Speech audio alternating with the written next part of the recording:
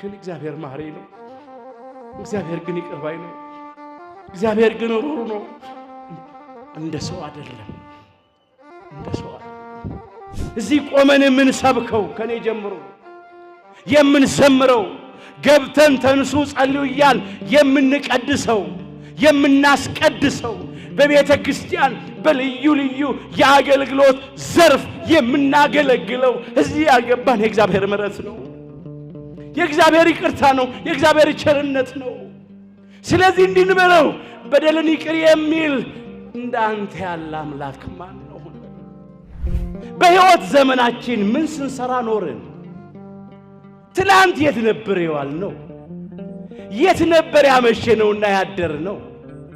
ዛሬስ እዚህ እስክንመጣ ድረስ ምን ስንሰራ፣ ምን ስንናገር፣ ምን ስናስብ ዋልን? እንፈትን እስቲ ራሳችንን መርምረው እስቲ እንመልከተው። በዚህ ቃል መስታወትነት እንመልከተው እስቲ።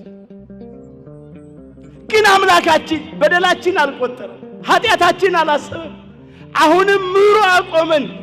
በደለኞች ሳለን፣ ኃጢአተኞች ሳለን፣ የረከስን ሳለን ልክ እንዳልበደልን እንደ ጻድቃን እንደ ቅዱሳን እንደ ንጹሃን አድርጎ አቆመን።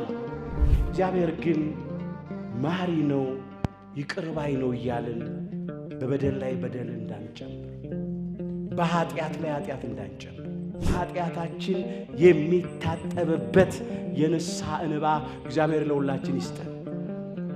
በደል ኃጢአት በእንባ ይታጠባል። ከልብ ተመልሰን ዘማውያን ልንሆን እንችላለን። ሰካራሞች፣ ነፍሰ ገዳዮች፣ ሌቦች፣ ጉቦኞች፣ ጎጠኞች፣ ቂም በቀለኞች፣ ሐሰተኞች፣ ትዕቢተኞች፣ ሐሜተኞች፣ ተንኮለኞች፣ ሰካራሞች፣ ሱሰኞች ልንሆን እንችላለን። ግን እንመለስና አቤቱ እንደ ቸርነትህ መጠን ማረን፣ እንደ ምሕረትህም ብዛት መተላለፋችንን ደምስስን በለው። ከበደላችንም ፈጽሞ እጠበን፣ ከኃጢአታችንም አንጻን በለው። ያነጻናል፣ ያጥበናል። የኛ አምላክ አይጨክንም፣ ደግሞ ምንም ነገር አይፈልግም። በነፃ ይምረናል። የሚፈልገው ከልብ መመለስ